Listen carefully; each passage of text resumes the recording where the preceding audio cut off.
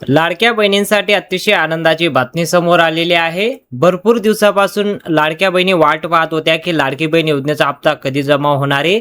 कारण बहिणींना मार्च महिन्याचा हप्ता, एप्रिल महिन्याचा हप्ता अवघ्यादी जमा झालेला नाही। आता मे महिना सुरू झालेला आहे, पण 2 महिन्याची रक्कम अजून थकीत बाकी आहे। आणि मे महिना जो सुरू झालेला आहे, हा महिना सुद्धा आता जवळपास 15 दिवस झालेले आहेत। तर अजूनही लाडक्या बहिणींना मार्च महिन्याचा आणि एप्रिल महिन्याचा हप्ता जमा झालेला नाही। पण याबद्दल एक मोठी अपडेट समोर आलेली आहे आणि ही बातमी लाडक्या बहिणींसाठी आनंदाची ठरणार आहे। कारण लाडकी बहीण योजनेबाबत भरपूर बहिणींच्या मनामध्ये प्रश्न होता की हप्ता कधी मिळणार आहे। अखेरकार या प्रश्नाला ब्रेक लागलेला आहे आणि लाडकी बहीण योजनेचा हप्ता वाटप सुरू झालेला आहे। तर बघू शकता तुम्ही इथं काय बातमी आलेली आहे। लाडकी बहीण योजना अंतर्गत आनंदाची बातमी आहे। 12 जिल्ह्यातील हप्ता वाटप सुरू झालेला आहे। आजपासून म्हणजे 3 दिवसामध्ये पैसे वाटप होतात। आज 12 जिल्ह्यांमध्ये पैसे वाटप होणार आहे। पहिला जो म्हणजे पहिला टप्पा असणार आहे ते 12 जिल्ह्यांमध्ये आज वाटप होणार आहे। दुसरा टप्पा 12 जिल्ह्यांमध्ये उद्या वाटप होणार आहे। तिसरा टप्पा 12 जिल्ह्यांमध्ये 3 दिवसानंतर वाटप होणार आहे। अशा प्रकारे 3 दिवसात डेबिटी होणार आहे।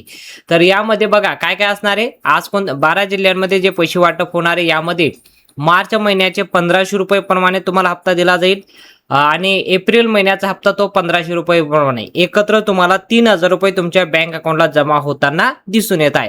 भरपूर बहिणींचे कमेंट आलेले आहे की सर आम्हाला पैसे जमा झालेले आहेत। तुम्ही सुद्धा कमेंट मध्ये सांगू शकता तुम्हाला पैसे जमा झाले ते कमेंट मध्ये सांगा। मी तुम्हाला आता जिल्ह्यांची नाव वाचून दाखवतो। तुम्ही जर खरोखर या जिल्ह्यांपैकी राहत असाल तर खरोखर तुमच्या अकाउंटला आज पैसे जमा होत आहे, हप्ता जमा होत आहे। हप्ता जो असतो तो कशा प्रकारे दिला जातो, डीबीटीच्या माध्यमातून, म्हणजे डायरेक्ट बेनिफिट ट्रान्सफर। म्हणजे तुमच्या अकाउंटला डीबीटीच्या माध्यमातून तुमचे आधार कार्ड बँक खात्याशी लिंक असेल तर डायरेक्ट तुमच्या बँक खात्यात ती रक्कम जमा केली जाते। ती रक्कम जी आता जमा केली जात आहे 3000 रुपये। असं नाही की तुम्हाला 1500 रुपये येतील नंतर 1500 रुपये, तसं नाही, डायरेक्ट एकत्र 3000 रुपयाचा मेसेज तुम्हाला दिसणार आहे। तुमच्या स्क्रीनवर तुमच्या मोबाईलवर तुम्हाला दिसेल 3000 रुपये जमा झाले असेल।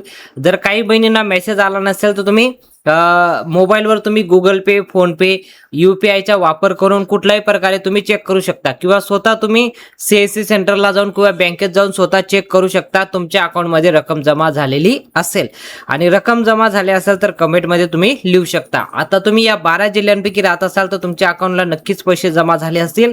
आता या जिल्ह्यांची नाव वाचून दाखवतो। आज मी तुम्हाला 12 जिल्ह्यांची यादी सांगतो। उद्या कोणत्या 12 जिल्ह्यात वाटप होणार आहे ते उद्याच्या व्हिडिओमध्ये आपण डिस्कस करूया। पण आजचा जो व्हिडिओ असणार आहे, आज कोणत्या 12 जिल्ह्यांमध्ये हप्ता वाटप होत आहे त्या जिल्ह्यांची नावं पाहणं अतिशय महत्त्वाचं आहे।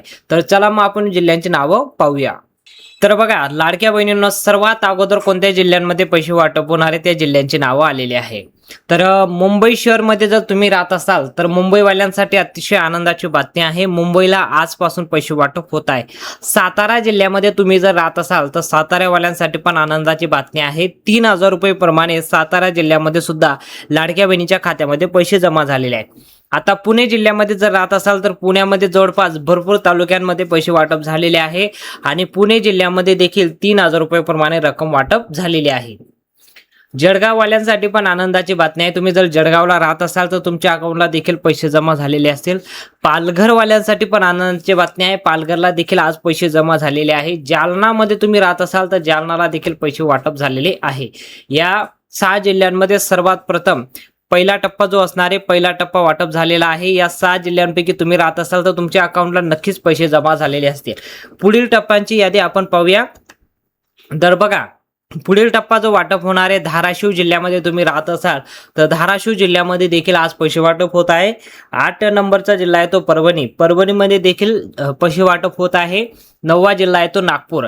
नागपूरला जर तुम्ही राहत असाल तर या जिल्ह्यामध्ये सुद्धा 3000 रुपये प्रमाणे रक्कम जमा होत आहे। पुढील जिल्ह्यांची नावं बघा, नंदुरबार, ठाणे आणि धुळे। अशा प्रकारे या 12 जिल्ह्यांमध्ये पैसे वाटप होत आहे। धुळ्यामध्ये राहत असाल तर धुळ्यामध्ये देखील आज 3000 रुपये वाटप झाले। ठाण्यामध्ये 3000 रुपये आणि नंदुरबारमध्ये 3000 रुपये प्रमाणे हप्ता वाटप झालेला आहे। हप्ता कशा प्रकारे लाडकी बहीण योजनेचा हप्ता जो वाटप होत आहे तो मार्च महिन्याचा एप्रिल महिन्याचा एकत्र 3,000 रुपये रक्कम जमा केली जात आहे. 3,000 रुपयाची जी रक्कम असणार आहे डायरेक्ट बेनिफिट ट्रान्सफरच्या माध्यमातून तुमच्या अकाउंटला जमा केली जात आहे. जर तुम्ही या जिल्ह्यांपैकी राहत असाल तर कमेंटमध्ये नक्की सांगा तुम्हाला पैसे जमा झाले की नाही. जमा झाले असतील तर हो म्हणा, नाही जमा झाले असेल नाही म्हणू शकता. पण यासोबत एक महत्त्वाची माहिती सांगतो, जर या जिल्ह्यांपैकी वेगळ्या जिल्ह्यांमध्ये राहत असाल तर उद्या तुम्हाला त्या जिल्ह्यांची यादी येणार आहे. ती जिल्ह्यांची यादी मी तुम्हाला वाचून दाखवणार आहे. परवा कोणत्या जिल्ह्यांची यादी येणार आहे, ती जिल्ह्यांची यादी आली का ते सुद्धा व्हिडिओ मी तुम्हाला देणार आहे. म्हणून तुम्ही चॅनलवर पहिल्यांदा आला असेल तर चॅनलला सबस्क्राईब करून घ्या, कारण ज्या प्रकारे पैसे वाटपच्या जिल्ह्यांची यादी येतं मी तुम्हाला ती जिल्ह्यांची यादी तयार करून देईल आणि वाटपच्या अगोदर तुम्हाला ती यादी देणार आहे. तुम्ही जर त्या जिल्ह्यांपैकी राहत असाल तुम्हाला नक्कीच पाहायला मिळणार आहे. आणि जर या 12 जिल्ह्यांपैकी राहत असाल तर आज तुम्हाला या जिल्ह्यांपैकी हप्ता वाटप होणार आहे. आता तुम्ही कमेंटमध्ये सांगा की तुम्हाला हप्ता भेटला की नाही भेटला आणि यामध्ये तुम्ही नेमकं कोणत्या जिल्ह्यात राहता. तुम्ही जिल्ह्यांची नावं सुद्धा कमेंटमध्ये लिहा. तुम्ही ज्या जिल्ह्यात राहता त्या जिल्ह्यांची नावं लिहा किंवा तालुक्याची नावं सुद्धा लिहू शकता आणि रक्कम किती जमा झाली ते सुद्धा लिहा. हप्ता तुम्हाला 2 हप्त्याची एकत्र जमा झाले का एकच हप्त्याची रक्कम जमा झाली. आणि जर तुम्हाला हप्ता जमा झाला नसेल तर एक गोष्ट लक्षात घ्या, तुमची केवायसी जी केलेली आहे, तुमची केवायसी मध्ये काही प्रॉब्लेम आला असेल तर तो सुद्धा तुम्ही दुरुस्ती करून घ्या. कारण आता लाडकी बहीण योजनेची केवायसी बंद झालेली आहे. तुम्हाला आता ती केवायसी करता येणार नाही, तुम्हाला काही करता येणार नाही. तर तुम्हाला आता काय करायचं आहे, बँकेची केवायसी सुद्धा क्लिअर करून ठेवायची आहे.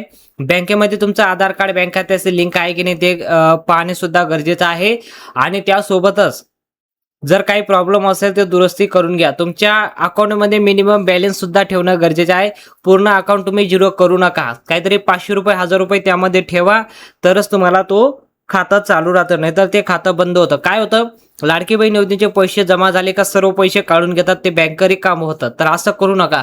मिनिमम 500 रुपये तुमच्या अकाउंटमध्ये बॅलन्स असणे सुद्धा गरजेचं असतं. म्हणून तुमचं खातं हे कायमस्वरूपी सुरू राहावं म्हणून तुमच्या अकाउंटला 500 रुपये बॅलन्स सुद्धा असणे गरजेचं आहे.